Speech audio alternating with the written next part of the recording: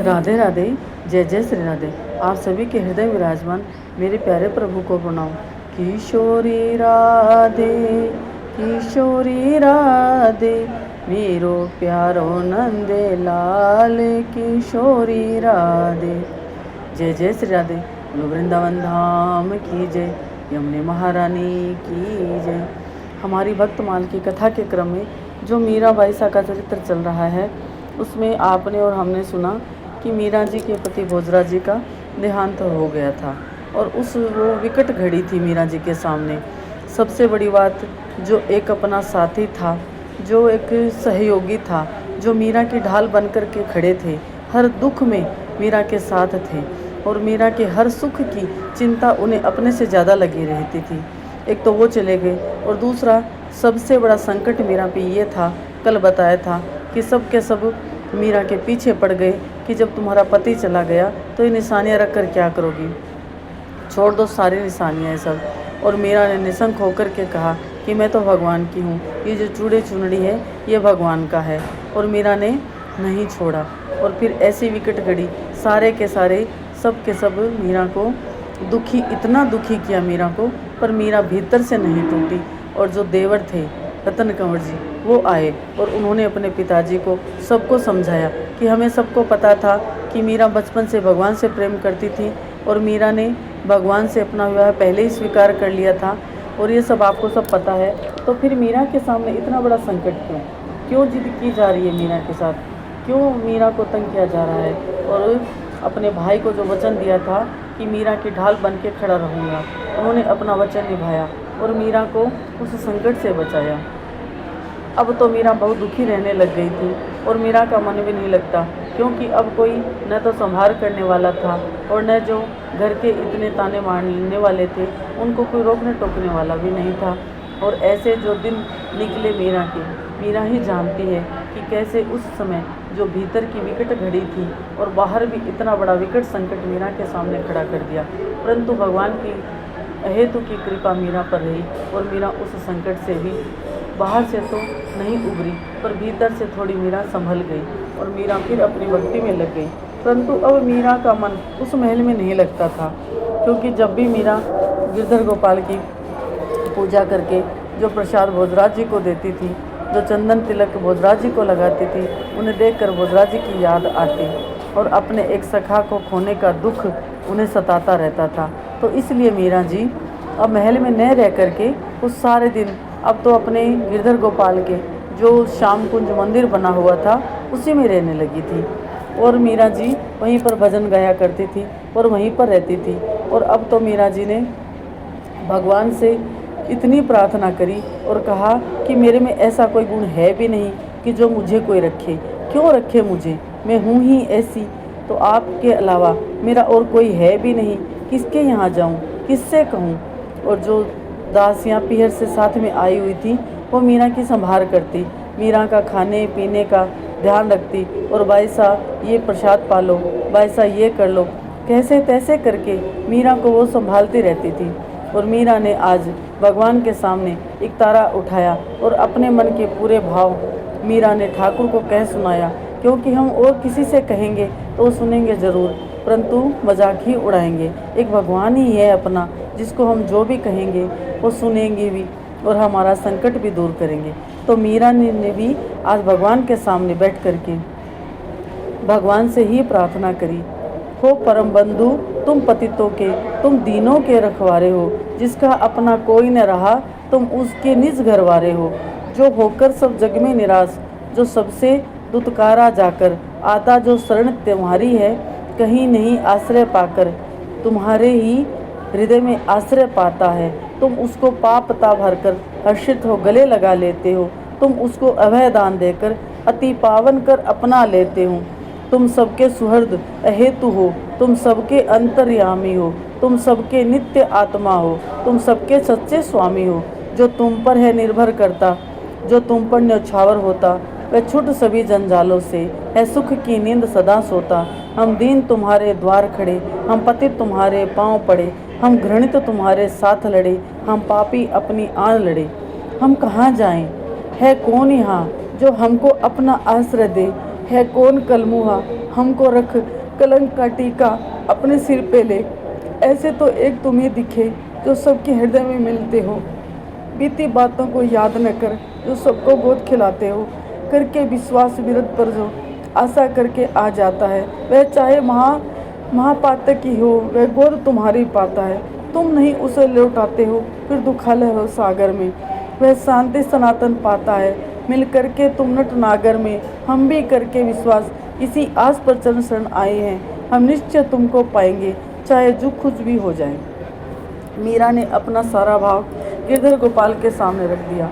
कहा, अब कोई नहीं है कलमुहा, कौन कलमुहा? ऐसा कौन होगा जो मुझ कलंकनी को अब अपना सर्वस्व अपना मान करके मुझे अपनाएगा? जो कलंक का टीका मुझ पर लगा है, अब मुझे कोई स्वीकार करने को तैयार नहीं है। एक आप ही तो हो, और बीती बातों को याद न कर जो सबको गोद खिलाते हो।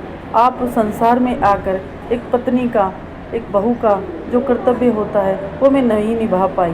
फिर भी आप उन बातों को याद न करके अपनी गोद में रखो। हे प्रभु, हर लो हरि सुख सुविधा सारी, तुरंत छीन लो धन जनमान। कहती है मीरा कि अब हे करुणा निधान, विपदा है करुणा भर, दुख तुम्हारा प्रभु आशीर्वाद। ये जो दुख है ये तुम्हारा आशीर्वाद समझकर प्रतिकूल परिस्थिति जग की सुख प्रणति बिना विवाद यह अनुभूति करा दो कि जो कुछ भी सामने घटित हो रहा है वो सब आपका ही आशीर्वाद है। परंतु हम बिना विवाद के स्वीकार क्यों नहीं कर सक रहे हैं? बस हमें अब इतना विश्वास दो कि जो कुछ भी प्रतिकूल परिस्थिति हमारे सामने है उसे हम स्वीकार करें और सब कुछ भूलकर नित्य नियम से प्रभु तुमसे ही जुड़े रहें और अपने जीवन का निर्वाह करें। हे प्रभु, अब आप ही हो। ऐसे मीरा ने अपने दुख भरे दिन, जो इतने दुख के दिन थे, वो निकाले। अब जो मीरा के पीहर वाले थे उनको भी चिंता हुई, क्योंकि मीरा बहुत ही दुबली पतली भी हो गई थी। मीरा अपना ध्यान भी नहीं रखती थी।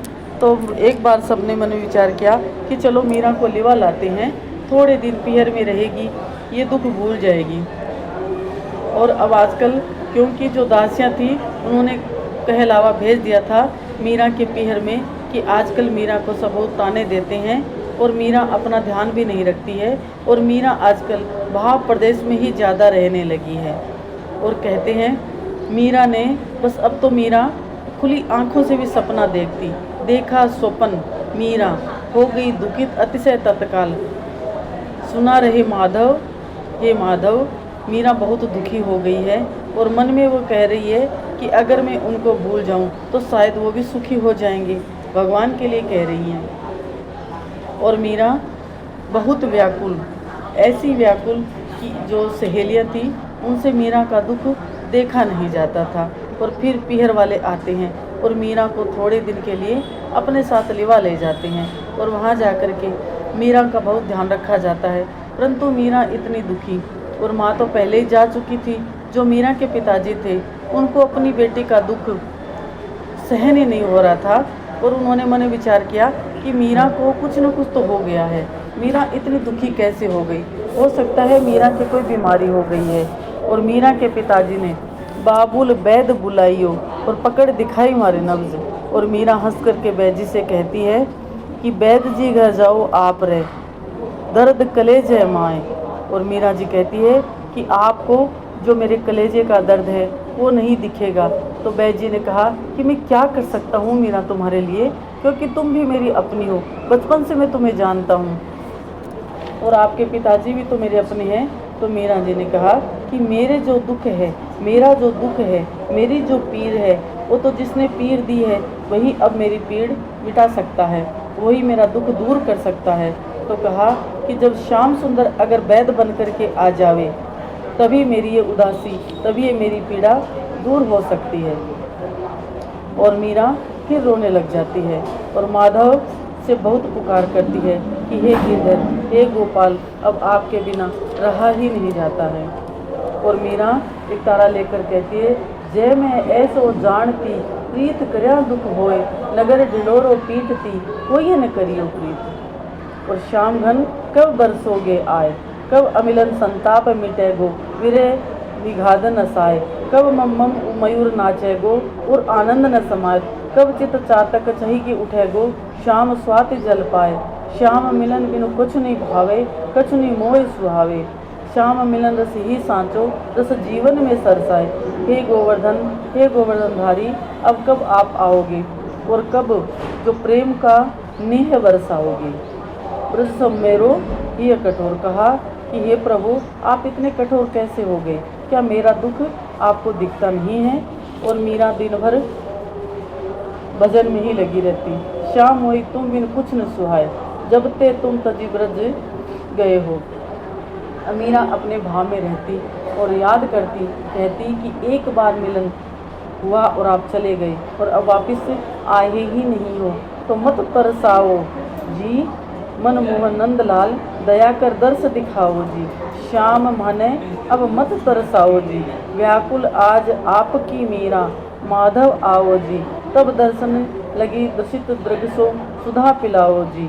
श्याम अब माने मती सताओ जी, तुम बिन प्राण रह अब नाई, धाय बचाओ जी। हे गोविंद, हे माधव, आप अपनी मीरा को दौड़ कर आकर के बचा लो, वरना ये प्राण नहीं रहेंगे। प्राणाधार प्राण चैन संकन, बेगी सिधाओ जी। जल्दी से जल्दी आकर के आप मेरी हृदय की पीर मिटाओ। मीरा कहत गए उन्हीं पछताओगी, अगर बहुत देर कर दी तो हे गिरधर गोपाल, शायद मैं आपको नहीं मिलूंगी और मैं ये प्राण नहीं रख पाऊंगी। और मीरा ऐसे दुखी होकर के विरह भाव में और अपना एक तारा जो था धर देती है और मीरा मूर्छित हो जाती है। और जो सखियां थी मंगला चंपा दौड़कर आती है और मीरा को संभालती है और मीरा के वदन को संभालती है। और पिताजी ऐसी दशा देखकर खुद बहुत दुखी हो जाते हैं, पर किसी के पास कोई उपचार ही नहीं था। कैसे कोई उपचार कर सकता? अगर कोई शरीर की व्याधि हो तो मिटा दे, और कोई आवश्यकता किसी वस्तु की हो तो भी कोई बांट ले, परंतु जो हृदय की पीर है वो कैसे कोई बांट सकता है? बांट ही नहीं सकता। अब तो मीरा दिन भर इसी भाव में रहती कि अब मेरा जीना कोई जीना नहीं है, कि जिस काम के लिए आई वो भी नहीं बना।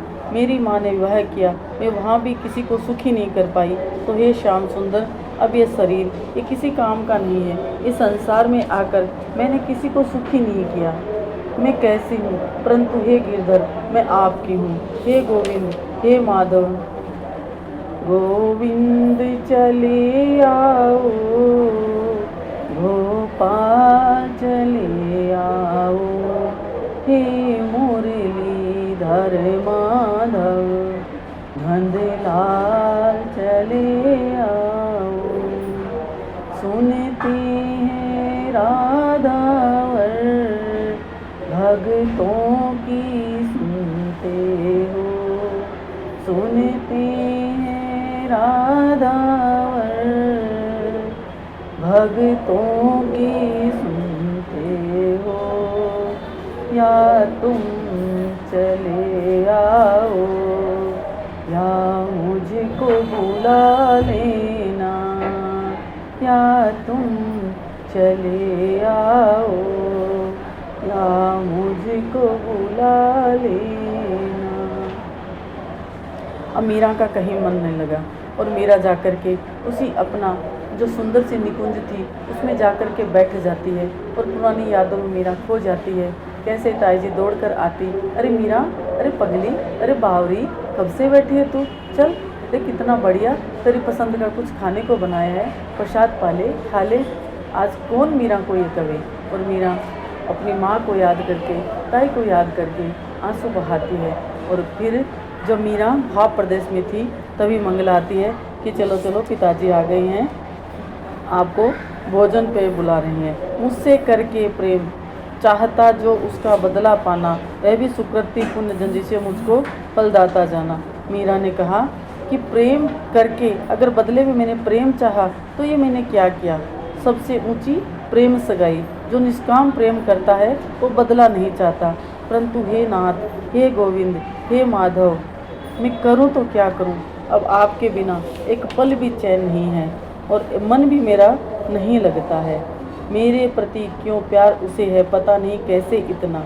और फिर मीरा हंस देती है, मन ही मन ही मीरा हंसती है कि पता नहीं ऐसा कौन सा प्यार था जो उन्होंने मुझसे किया और मैंने सब कुछ छोड़ करके पता नहीं मैं स्वयं खींची रहती क्यों उसके प्रति इतना, कैसे मैं उनकी हो गई पता ही नहीं। ऐसा तो मुझ में कोई गुण भी नहीं था। कौन से गुण पर रिझ कर कृपा निधि ने ऐसी कृपा करी कि आज मैं उन्हीं की हो गई हूँ।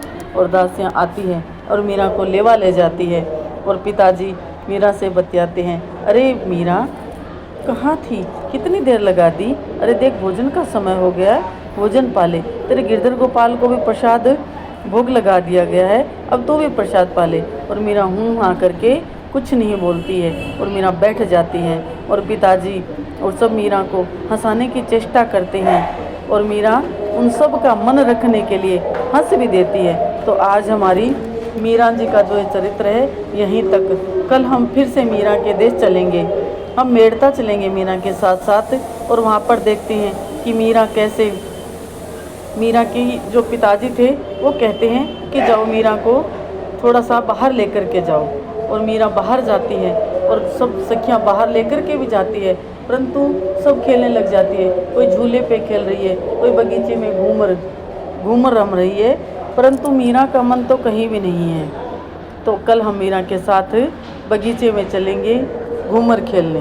राधे राधे, जय जय श्री राधे। आपको हमारी ये वक्तमाल मीरा जी का चरित्र अच्छा लगा हो तो सब्सक्राइब करना, लाइक करना और अपने मित्र मंडली के साथ साझा करना। जय जय श्री राधे। मीरा के गिरधर गोपाल की जय।